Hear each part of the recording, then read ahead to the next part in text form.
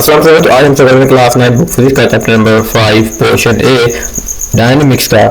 आज हमारा टॉपिक है जी एक्सरसाइज के एमसीक्यूज। तो आज वीडियो को हम स्टार्ट करते हैं। तो first of all question number 1 है जी what does mass measure in an object. जो मैथ हमारे पास होता है वो ऑब्जेक्ट में क्या मेजर करता है। तो मैथ जो होता है जनरली हम कहते हैं जो मैथ में बताना होता है कि किसी ऑब्जेक्ट के अंदर द क्वांटिटी ऑफ मैटर जो होगी वो उसका मैथ होता है। तो देखो यहाँ पे ऑप्शन ए है जी the force of gravity acting on it. तो जब फोर्स एक्टिव होता है ये ऑप्शन है the quantity of matter in it, quantity of matter in it it's true. Volume object volume नहीं, ऑब्जेक्ट वेट तो ये नहीं। हमारे पास जो एक्यूरेट आंसर बनता है सबसे करीब करीब जो है वो ये हमारे पास quantity of matter in it के किसी ऑब्जेक्ट के अंदर जो हमारे पास क्वांटिटी ऑफ मैटर होती है वो हमारे पास क्या होता है उसका मैथ होता है। तो option B is correct. Next है question which instrument is commonly used to measure mass. हमारे पास जो कॉमनली यूज होता है मेजर करने के लिए मैथ को इंस्ट्रूमेंट वो कौन सा है। तो हमारे पास इलेक्ट्रॉनिक बैलेंस यूज होता है। हमारे पास option B is correct. Thermometer use नहीं होता है मैथ को, स्ट्रोबार भी नहीं होती और रूलर भी यूज नहीं होता। हमारे पास correct answer is B that is electronics balance. Next question number 3 how is mass typically express. हम लोग जो मैथ है उसको किस तरह से एक्सप्रेस करते हैं, किलोग्राम के अंदर, न्यूटन के अंदर, मीटर्स के अंदर, जॉल के अंदर। हम लोग केजी के अंदर जो है वो एक्सप्रेस करते हैं। हमारे पास ऑप्शन ए इज करेक्ट। ठीक है। नेक्स्ट है question number 4 what is weight. Weight हमारे पास कहता है कि किसी मैथ पर जब हमारे पास कोई मैथ जो हो अंडर जो इन्फ्लेशन ऑफ ग्रेविटी होगा ना तो वो जो फोर्स उस पर लग रही होगी ना ग्रेविटेशन जो फील्ड है वो उसका वेट होगा। ठीक है। तो option A quantity of matter in object, तो ये हमारे पास मैथ होता है। तो option A is correct. Option D is the force of gravity acting on object with math. तो ये हमारे पास ठीक है। तो डब्ल्यू इक्वल होता है एम टी के बराबर। तो वेट हमारे पास होता है किसी मैथ पर और उस पर लगने वाली ग्रेविटेशनल फोर्स। तो ऑप्शन बी इज करेक्ट। ठीक है। Next question number 5 which equation represents the relationship between the weight and mass and gravitational field strength। तो कौन सा रिलेशन है जो हमें रिप्रेजेंट करता है किसी चीज को, रिलेशन को, वेट को, मास को एंड ग्रेविटेशनल फील्ड को। जैसे हमने अभी देखा है ये हमारे पास क्वेश्चन था, इसके अंदर हमने देखा ये वेट, मास और ग्रेविटेशनल फील्ड का आपस में रिलेशन दे रहा है। हमारे पास W जो होगा वो हमारे पास इस रिलेशन को रिप्रेजेंट करेगा। ठीक है। प्रॉपर जो है जो ओरिजिनल है मतलब जो एक्यूरेट है वो हमारे पास ऑप्शन ए बनता है W=mg। वेयर होता है product of mass and gravitational field. ठीक है। वैल्यू उसके बराबर होता है। तो ऑप्शन ए इज करेक्ट। ये वाले हमारे पास जो है रिलेशन गलत है। ठीक है। ये रिलेशन हमारे पास गलत है। ठीक है। अब next question number 6 what is the unit of weight in international system of unit. अब वेट क्या है हमारे पास में कह रहे हैं फोर्स जो कि उस मैथ पर लगता है, ये मैथ है इस पर लगने वाला जो फोर्स है ठीक है वो हमारे पास जी के बराबर है। तो ग्रेविटेशनल फोर्स है ना तो फोर्स यूनिट क्या होता है न्यूटन। इसका यूनिट भी होता है न्यूटन ही होता है। मतलब वेट होता है किसी ऑब्जेक्ट पर लगने वाली ग्रेविटेशनल फील्ड जो होगी वो उसका वेट होगा।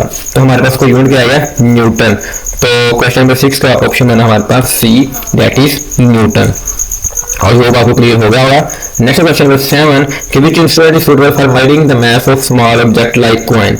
मतलब हम अगर हमने मेजर करना हो स्मॉल ऑब्जेक्ट को ठीक है उसका मास को तो कौन सा हमारे लिए जो है बेस्ट रहेगा इंस्ट्रूमेंट। नंबर 1 पर थर्मामीटर के जरिए टेम्परेचर मेजर करते हैं, मास को मेजर कर सकते हैं। स्टॉप वॉच भी गलत है। फोर्स मीटर या हम लोग इलेक्ट्रॉनिक बैलेंस। तो क्वेश्चन नंबर 7 का जो आंसर है हमारे पास इलेक्ट्रॉनिक बैलेंस। क्योंकि इलेक्ट्रॉनिक बैलेंस जो है वो छोटी से छोटी जो वैल्यू भी काउंट हो सकता है और इसके अंदर जो प्लस फीचर है वो टार करता है। लाइक अगर आप कोई कैन है या कोई बर्तन है जिसके अंदर आप कोई चीज फिलअप करवाना चाह रहे हैं है ना तो फर्स्ट ऑफ ऑल जब आप रखेंगे उसकी वैल्यू आ जाएगी। तो जाहिर बात है जब आप कोई चीज के अंदर इंसर्ट करेंगे डाल देंगे चीज उसका वेट फिर कम आएगा, यानी जो आपको चीज मिलेगी वो मिलेगी कम क्योंकि उस बर्तन का भी उसमें वेट आ गया। तो वहां पर एक बटन होता है जिसको टार देते हैं, उसे टार कहते हैं। ठीक है। टार क्या कहता है उस वैल्यू को जीरो कर देता है। लाइक अगर आप ऑयल लेने जाते हैं ना दुकान से शॉप से तेल लेने जाते हैं बोतल के अंदर ठीक है या आप जो है वो कोई चीज लेने जाते लाइक आप मिठाई लेने जाते हैं ठीक है स्वीट्स बेकर से तो जो डब्बा ऊपर होता है देखा नॉर्मल जो डब्बा होता है उसका तो बहुत कम 100 ग्राम होता है, लेकिन जो स्पेशल डब्बे होते हैं उनका जो वेट है 500 ग्राम भी होता है, 450 ग्राम भी होता है। तो जब वो उसके ऊपर वेट करके मतलब तोलेंगे तो वो आपको कम मिलेगी। तो करते क्या जो वो चीज रखते हैं ऊपर उसके ऊपर टार का बटन क्लिक करते हैं तो सारी जीरो होती है, यानी उस बर्तन का या ऑब्जेक्ट का जिसके अंदर हम चीजें रख रहे हैं उसका वेट जो उसको निगलेक्ट कर देते हैं और जो चीज पूरी होती है हमें पूरी की पूरी ही मिलती है। ठीक है। तो दैट इज वाई हमारे पास इलेक्ट्रॉनिक बैलेंस ही यूज होता है। Next question number 8 force meter measured. हमारे पास फोर्स होता है मीटर, ये हमारे पास क्या मेजर करता है।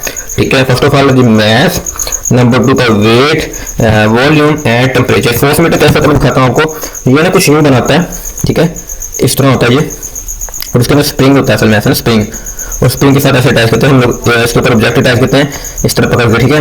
तो वेट की रीडिंग देता है, मतलब यहाँ पे पॉइंटिंग हुई थी लाइक, अगर आपने कभी देखा हो, ठीक है।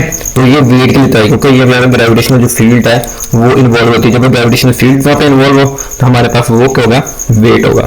तो ऑप्शन बी इज करेक्ट, ठीक है। तो बात कर रहा हूँ कि जो मैथ मीटर होता है ना हमारे पास, सॉरी जो हमारे पास फोर्स मीटर है, ठीक है, वो क्या होता है, स्प्रिंग होता है जो कि ग्रेविटेशन फील्ड की जो वैल्यू उस पर डिपेंड कर रहा होता है, ठीक है, स्ट्रेंथ पे, क्योंकि ऑब्जेक्ट हमने उसके साथ लटकाया होता है, ठीक है। तो इस वजह से उस पर फील्ड फोर्स लग रही थी, ग्रेविटेशन फील्ड लग रही होती है, तो मतलब वहाँ पे जो वेट है, तो जो वेट है वही एक्सेप्ट कर रहा होगा, वो वेट को ही कर रहा होगा। तो आई होप वो क्लियर हो गया होगा।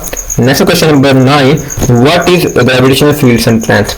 तो ग्रेविटेशनल फील्ड स्ट्रेंथ क्या होती है, किसी ऑब्जेक्ट पर लगने वाली जो फोर्स और ग्रेविटी है वो हमारे पास क्या कहलाती है, ग्रेविटेशनल फील्ड स्ट्रेंथ कहलाती है, ठीक है।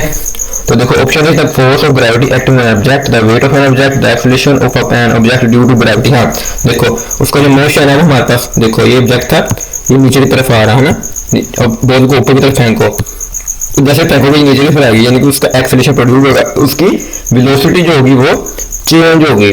तो जो हमारे पास बेस्ट आ रहा है यहाँ पे वो आ रहा है acceleration of an object due to gravity, ठीक है। ग्रेविटी की वजह से नीचे की तरफ आता है, तो हमारे पास जो एक्यूरेट आंसर मिलता है वो क्या है जी, the acceleration of an object due to gravity. जो मूव कर रहे हैं वेलोसिटी में चेंज आ रहा है उसका, क्यों, जैसे जैसे हम नीचे की तरफ आएंगे, लाइक अगर मैं बताऊं आपको बना के यहाँ पर, तो देखो ये फील्ड समझ लो, यहाँ पर स्ट्रॉन्ग है, इससे सबसे वीक है, यहाँ पे और ज़्यादा स्ट्रॉन्ग है, यहाँ पर फिर और स्ट्रॉन्ग होगी, यहाँ पर और स्ट्रॉन्ग होगी। तो देखो जो ऑब्जेक्ट होगा जैसे जैसे इसकी ग्रिप में आएगा उसकी फील्ड से बढ़ती जाएगी, और जैसे बढ़ती जाएगी उसकी स्पीड और तेज होगी, उसकी वेलोसिटी चेंज होगी, वेलोसिटी बढ़ेगी, हाँ। तो जब वेलोसिटी बढ़ेगी उसका क्या बढ़ेगा, एक्सेलरेशन। तो दैट इज व्हाई हम कह रहे हैं the acceleration of an object due to gravity, ठीक हो गया। तो ये हमारे पास है क्वेश्चन नंबर 9। तो आई होप आपको जो है वो समझ आ गया। हमने आज देखने थे MCQs portion of chapter number 5 portion A dynamics के। तो ये था अच्छा लेक्चर। फिर भी किसी का सवाल हो कमेंट सेक्शन में जाकर जरूर पूछेगा। हमारी हमेशा कोशिश रहती है कि आपके लिए बेस्ट से बेस्ट वीडियो लेक्चर लेके आए। इसके जो पीडीएफ नोट्स है उसका जो लिंक है आपको वीडियो डिस्क्रिप्शन के अंदर मिल जाएगा। तो आगे जाकर दिए, अल्लाह हाफिज़।